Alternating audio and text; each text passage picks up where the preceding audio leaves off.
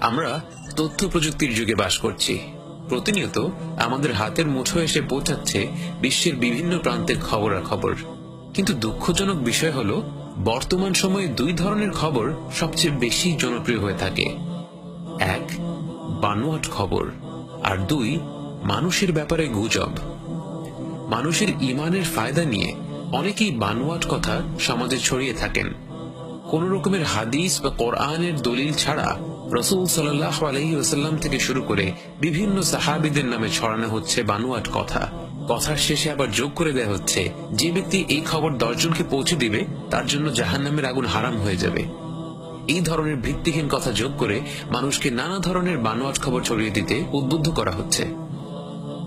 প্রযুক্তির অগ্রগতির ফলে বর্তমানে মিথ্যা শুধু কথার মাধ্যমেই ছড়ায় না, বরং বিভিন্ন ছবিকে নানা সফটওয়্যারের দ্বারা পরিবর্তন করেও অনেক ধরনের মিথ্যা খবর ছড়ানো হচ্ছে।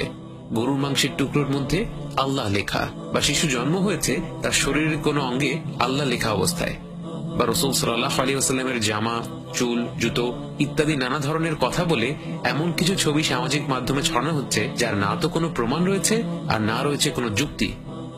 ছবিটির সাথে বিভিন্ন ধরনের হুমকিও দেয়া হয়ে থাকে। খাঁটি মুসলমান হলে এই ছবিটি শেয়ার না করে যাবেন না। এই কাজগুলোকে আমরা কেউ কেউ বানোয়াট বলে চিহ্নিত করতে পারি, আবার কেউ কেউ সবসময় পারি না। কিন্তু এমন অনেক মানুষই আছেন যাদেরকে নিয়ে এ ব্যাপারে প্রশ্ন করা হলে তারা বলবেন, দেখেন ভাই, কথাটা মিথ্যা হলেও মূল জিনিসটা তো আসলে ভালো। রাসূল সাল্লাল্লাহু আলাইহি ওয়াসাল্লামের জামার ছবিটা যদি আসলেও তার ছবি না হয়, কিন্তু সেই ছবি শেয়ার করলে তো আমার তার প্রতি মহাব্বত বেড়ে যায়। গরুর মাংসের ভেতরে আসলে আল্লাহ লেখা না থাকলেও এটা 10 জন দেখলে তারা হয়তো নামাজ পড়তে উদ্বুদ্ধ হবে। মূল কথা হচ্ছে, আমরা মিথ্যা কথা বলে থাকলেও শেষমেশের পরিণতি হচ্ছে সমাজে ভালো কাজ ছড়ানো। প্রশ্ন হলো, আমাদের দিন কি এই ধরনের ভালো উদ্দেশ্য নিয়ে মিথ্যা কথা বলাকে অনুমোদন দিয়েছে? প্রথমেই আমরা পবিত্র কোরআনের বক্তব্যে নজর দিই। আল্লাহ তাআলা সূরা ইসরাতে বলেছেন, যে বিষয়ে তোমার কোনো জ্ঞান নেই তার পেছনে পড়ো না।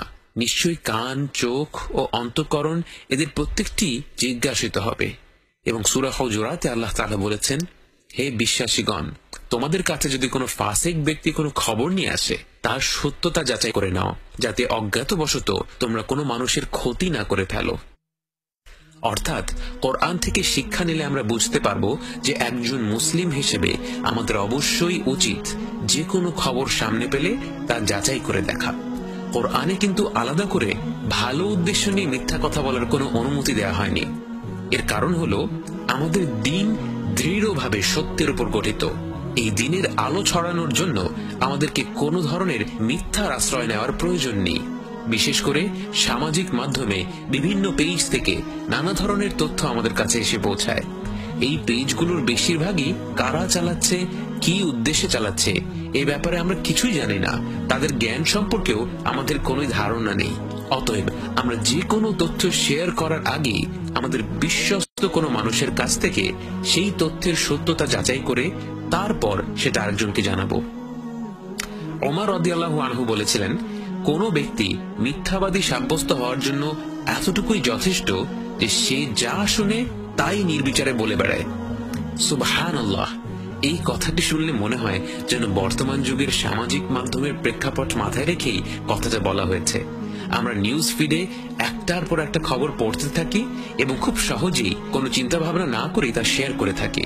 শুধু ইসলাম নিয়ে ভিত্তিহীন কথা বলেই নয়, আমাদেরকে ধোঁকা দেয়া হচ্ছে আরো নানা ধরনের বানোয়াট গল্প দিয়ে। বিভিন্ন মানুষকে নিয়ে রটিত হচ্ছে কুৎসিত সব গুজব।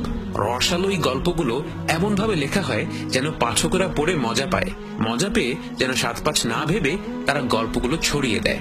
মানুষের ব্যাপারে রটানো গল্পগুলোর মধ্যে যদি কিছু সত্যতা থেকেও থাকে, কারো ব্যক্তিগত ব্যাপার নিয়ে এভাবে খবর ছড়ানো ইসলামে খুবই মারাত্মক রকমের একটি পাপ, যাকে বলা হয় গীবত, এবং যার পরিণতি অত্যন্ত ভয়ঙ্কর। বাস্তবে আমরা যদি আল্লাহর নৈকট্য লাভ করতে চাই, তাহলে এই দিনকে বোঝার এবং এ ব্যাপারে সময় নিয়ে পড়াশোনা করার কোনো বিকল্প নেই। আমরা যখন কোরআনকে বোঝার চেষ্টা করব, তখন দেখব এই কিতাব এত বেশি বিস্ময়কর, এর ভাষা এত নিখুঁত আর মনোমুগ্ধকর যে তখন আমাদেরকে গরুর মাংসের টুকরার মধ্যে অলৌকিক কিছু খুঁজতে হবে না। এই কোরআন এবং রাসূল সাল্লাল্লাহু আলাইহি ওয়াসাল্লামের সুন্নতি আমাদের জন্য যথেষ্ট অলৌকিক হবে। এসব কিছু মাথায় রেখে আমাদের যা করা উচিত তা হলো, 1. আমরা যে কোনো কিছু বলার আগে অথবা শেয়ার করার আগে আমাদের সাধ্যমতো যাচাই করে নিব কথাটা সত্যি কিনা। কথাটা যদি আসলেই গুরুত্বপূর্ণ হয় এবং আমরা যদি মনে করি এর দ্বারা আমাদের চারপাশের মানুষেরা উপকৃত হবে, তাহলে আমাদের এই কথাকে যাচাই করে দেখার জন্য একটু সময় দিতে কোনো সমস্যা থাকার কথা না। আমাদের মনে রাখতে হবে, বানোয়াট গল্প যে মূলত তৈরি করলো তার পরিণতি তো ভয়ঙ্কর হবেই। যে যে মানুষ সেই গল্প ছড়ালো তাদেরকেও হাসরের ময়দানে জবাবদিহিতা করতে হবে। অতএব কোনো কিছু যদি যাচাই করা সম্ভব না হয়, তাহলে সেই ব্যাপারে চুপ থাকাটাই শ্রেয়। দ্বিতীয়ত, যে কোনো মানুষের ব্যক্তিগত কোনো বিষয় নিয়ে গল্প ছড়িয়ে পড়লে সেটা থেকে নিজেকে দূরে সরিয়ে রাখুন। এটা কোনো বিখ্যাত মানুষ হোক বা অপরিচিত মানুষ হোক, কারো ব্যক্তিগত জীবনের ঘটনাই আমাদের জানার কোনো প্রয়োজন নেই। যদি এমন কোনো খবর পড়ে থাকেন যেখান থেকে শিক্ষণীয় কিছু আছে বলে আপনি মনে করেন, তাহলে অবশ্যই সেই ঘটনার সত্যতা যাচাই করে তারপর সেই ঘটনার সাথে সংশ্লিষ্ট ব্যক্তিদের নাম উল্লেখ না করে এবং তাদের পরিচয় যেন কোনোভাবে শনাক্ত না করা যায় সেটা নিশ্চিত করে তারপর সেই গল্পটি আপনি নসিহত দেওয়ার উদ্দেশ্যে কারোর সাথে শেয়ার করতে পারেন। তবে কোনোভাবেই যেন এর মাধ্যমে কারো হক নষ্ট না হয় সেদিকে নজর দিতে হবে।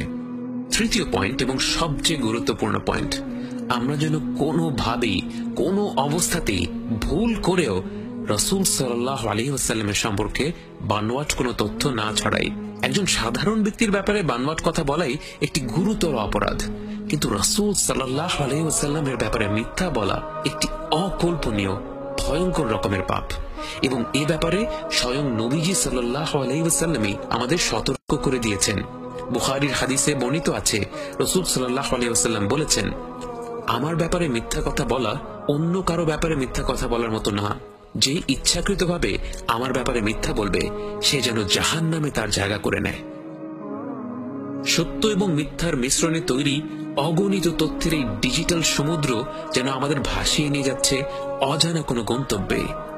এই পরিস্থিতিতে রাসূল সাল্লাল্লাহু আলাইহি ওয়াসাল্লামের একটি পরামর্শই হতে পারে আমাদের জন্য চূড়ান্ত দিক নির্দেশক।